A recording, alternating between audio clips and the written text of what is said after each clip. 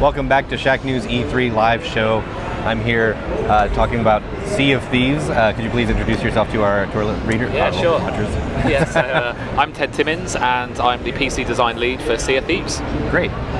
So, Sea of Thieves, the debut last year, and the trailer you showed this year had very different tones to them. This year, it was a treasure hunt, and I think that went a long way towards showing the variety of things you can do. Yeah. And that's really the thing I'm most curious about. Yeah. What is the core loop of Sea of Thieves? First of all, I love how much you're smiling talking about going on a treasure hunt. Yeah, it's infectious. Yeah, it's really conjured up like thinking. I think that's what came across really, really well in the briefing is the game is fun, and when you go on an adventure with your friends, with your crew, sailing towards the horizon, not knowing what you're going to encounter, it's that kind of pirate adventure that you've always wanted. A little bit of Goonies, a little bit of Monkey Island, a little bit of Pirates of the Caribbean, and just the freedom of being on the open sea and being able to, as you say, go on a treasure hunt, whether that's a riddle, whether that's an X marks a spot, and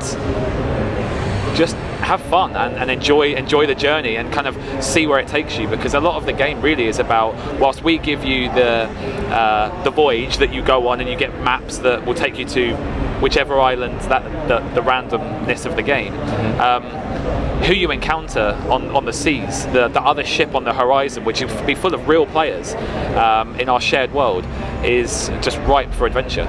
Yeah, and you mentioned Monkey Island when we were watching our chat as you were debuting it. I heard people say, "Oh, it's co-op Monkey Island." That's like that, and I don't mean that as a ding. Like that's a cool thing. Yeah. And I think that comes from the art style and the humor. Yeah. And those are two things I really want to dive into. The humor of this game is very zany. Yes. You might say. Yeah. Well, very rare. Yeah. You know, it's very rare. Yes, exactly. Rare's history.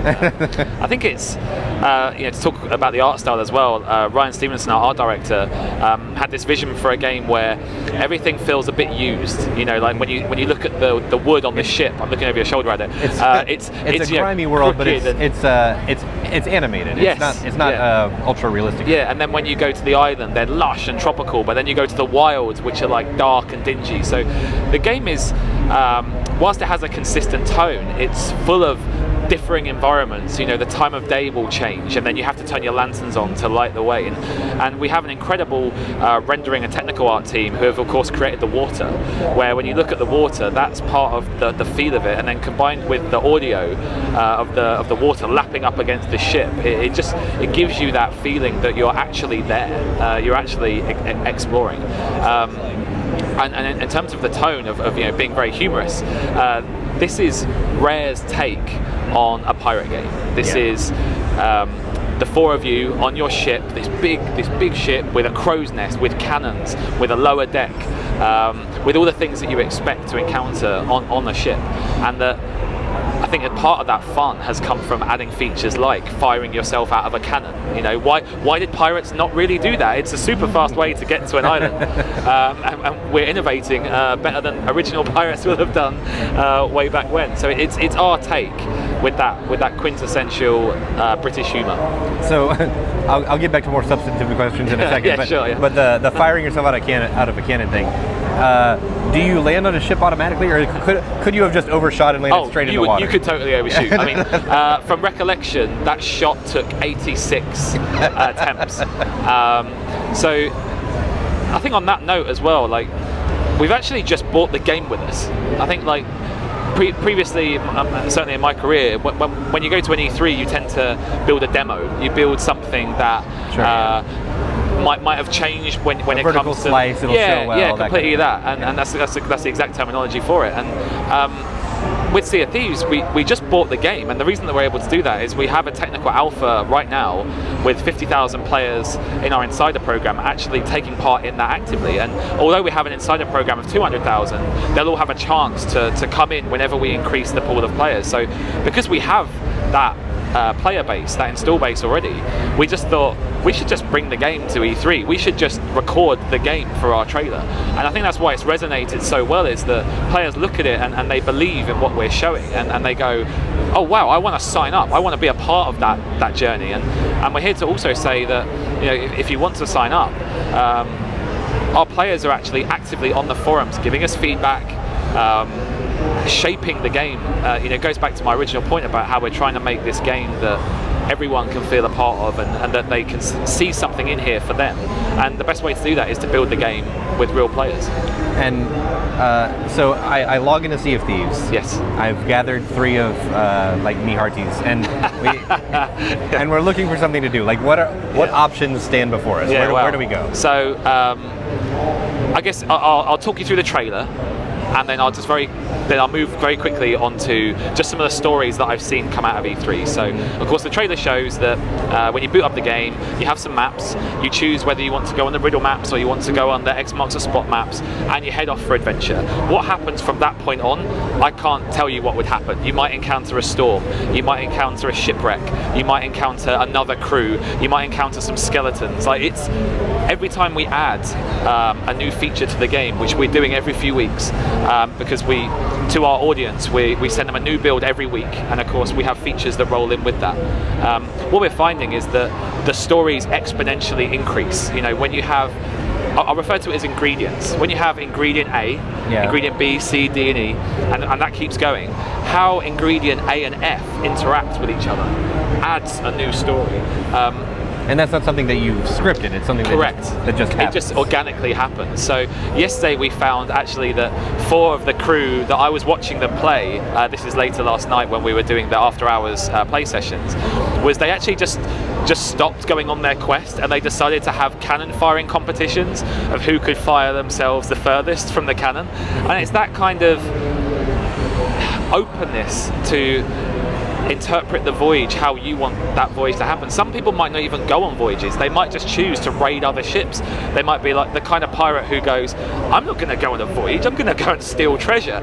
So they sail around the world kind of building a pirate legend. So I think where Sea of Thieves excites me most is that the Blackbeards of old legend will be real players, and there might be a particular ship that becomes renowned within our community, that when you see it on the horizon, you go, oh god, I know this ship. You see the figurehead, you see the livery on the sails, you see its kind of looming presence coming towards you, and it's that fight or flight moment. And you might also see another crew to your left in the distance, and maybe you signal to them that, hey, if we kind of group up with an uneasy alliance, together we can take down the Blackbeard of Sea of Thieves. So I think there's where players take this game, it's just absolutely fascinating to see that after every session they have a different story to tell. Yeah, I mean, some games they tell a very specific story and they're linear. This sounds like you're providing like toys and tools, yes, and just letting people kind of do their thing. Yes, and I think as well as that, like, the world is crafted. It's a world that we've built. There's a Devil's Ridge where you know its location. So when you've got to that kind of mid to high level player, you'll get a map, and you won't even have to look at the map table. You'll know your position by the North Star that's in the sky, where the sun is rising. Like, it's a world that you can learn. It's just the things that happen within that world are completely random and at the mercy of other crews as well. So what's the win condition? Is there a win condition? Is there a winning Sea of Thieves? Yeah, I think it's becoming pirate legend. I think it's, from my perspective, I will win Sea of Thieves when people fear me and they see me coming at them from a distance, many hundreds of hours in. Sure, and I think we're also, we're building this game as like an everlasting game. Yeah. We're building this as like an everlasting game, right? Where we're going to keep adding features, keep adding updates, keep working with the community. And I think that's the really exciting part about it is that ability to grow with the community. Yeah, it feels like an actual real sandbox, and I don't mean that as like a beach joke, but like nice. We're not short of puns at Rare either. I bet. But it feels like you're not building something that's meant for people to finish. You're building something that's meant for people to play. Yeah, and I think as well, it's just as fun to watch as it is to play. And at our booth, the queues are absolutely massive, but you see them having fun.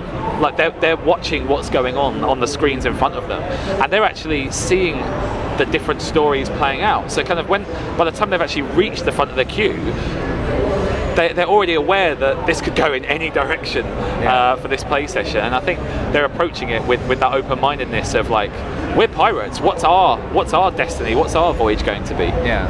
So let's go back to the beginning. Yes. When Sea of Thieves wasn't a thing, before there was even a game called Untitled Pirate Project or whatever. Yeah. Like, what was the inspiration? What motivated you to go in this direction? So I know that. So I joined a little bit further into the project, but certainly what's been instilled in me since I've joined is that it's all about the stories. It's all about the adventure. It's all about creating this immersive world where not only do you want to spend time in it, you want to leave a mark. And I think where that is most proven is that our technical alpha players are literally leaving a mark on the world. The first person who ever died in Sea of Thieves in our technical alpha when we started back in December last year, we've immortalized them in our Ferry of the Damned, where when you die you go to this ghost ship. It's like this ethereal ship, where if anyone else dies in your shared world, they too will go to that ghost ship. So it's amazingly awkward when, let's say I kill you, but then a shark eats me straight away. We both go to the same place, and then we're like, hi, about that. Yeah, sorry. So because when you go to the ghost ship, if anyone has a look, they will see that just to the right of the door where you exit to return back to your ship, there's a gamer tag scratched into the wall, and that will be there forever. And one of our players who took the most amount of damage through falling, when we added that as a new update, falling damage, at the bottom of our highest peak on the beach, there are 2 skeleton legs sticking out of the ground, again with their name scratched into the wall. So we're immortalizing our players based on the experiences that they're having in our technical alpha. There's sort of like a give and take of that. Like you're responding to the community while they're responding to you. Yeah, and the lore of the game is being built around the events that are happening within it, and I think that's just a fascinating approach to kind of like game lore and how we grow and change that lore over time. So what is it about pirates and the age of pirates that fascinates Rare? It really feels like this is a game that's being built around capturing the pirate fantasy. Some games build their systems and then they're like, well, we need to come up with a story that wraps around this thing. This feels like kind of vice versa. Like you're like, we want to capture pirates. So what is it about that's so fascinating? I think it's just, who doesn't love pirates, right? It's just one of those kind of, not genre as such, but it's one of those things where you just think of it and it's like an era in history. It actually happened. That there were really pirates. It's not this make believe. Like it is true, and the stories, about ships like the Mary Celeste. There was this ship that people just came across it, and it was just sailing around in the ocean, and people are like, why is there just this ship in the middle of the ocean? And it's always carried this legend as to what happened on the Mary Celeste. And again, I love the idea that players might come across an empty ship in Sea of Thieves, and they go, why is there? What happened to this ship? Or our executive producer Joe Neat, his favourite thing is to dig up a treasure chest, put it on the beach, and then hide in a bush. A bit like when you stick a pound coin in English on the concrete and wait for someone to come past. They're trying to pick it up, but they can't, right? So he'll put the treasure chest there, and then he'll wait.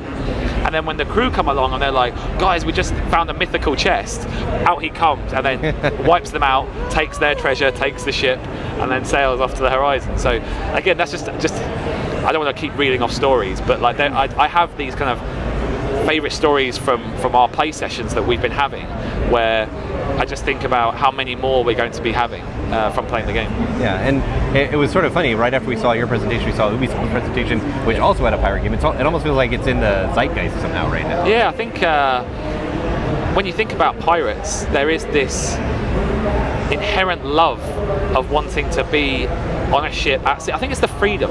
I think there's, with Sea of Thieves, the fact that there's 4 of you on this giant galleon, and you've got to work as a crew, you've got to work as a team, and you know your destination, but you don't know the route there.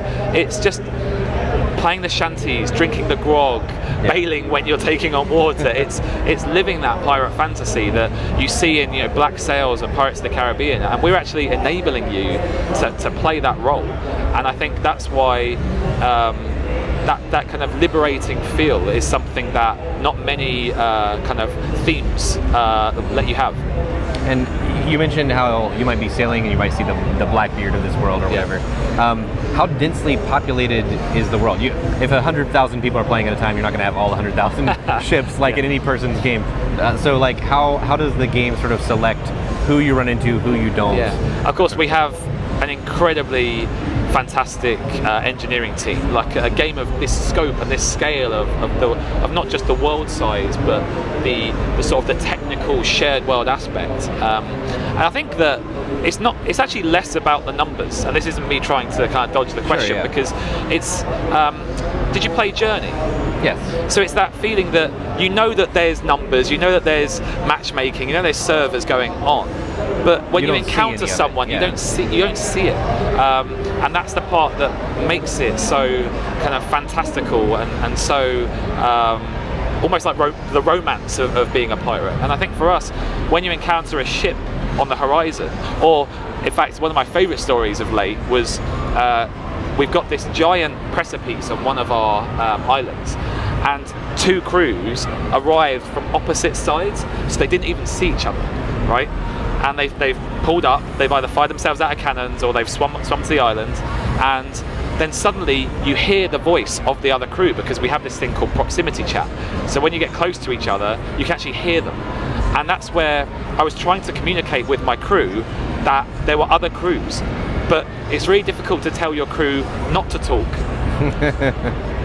because there's other people here. So it just turned out to be carnage. You know, we've come across each other on this, and it's like, actually, can we have an alliance here? Like, can we sail together? Can we have an armada? Can we dig up treasure together?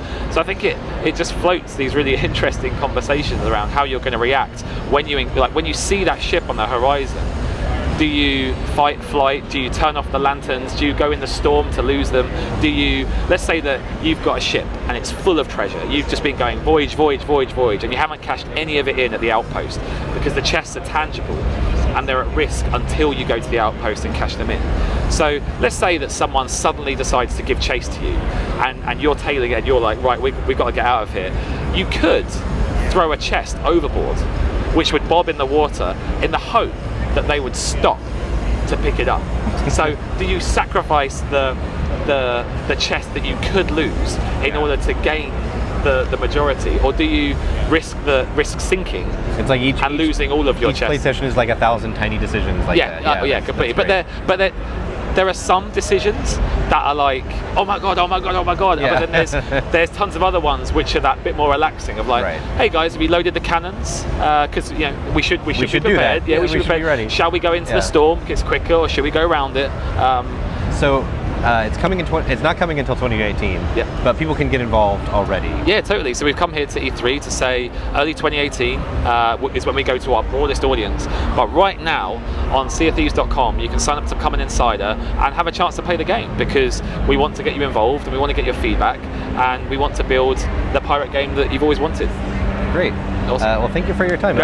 We'll be back with Call of Duty World War II with Shacknews live on the E3 show floor.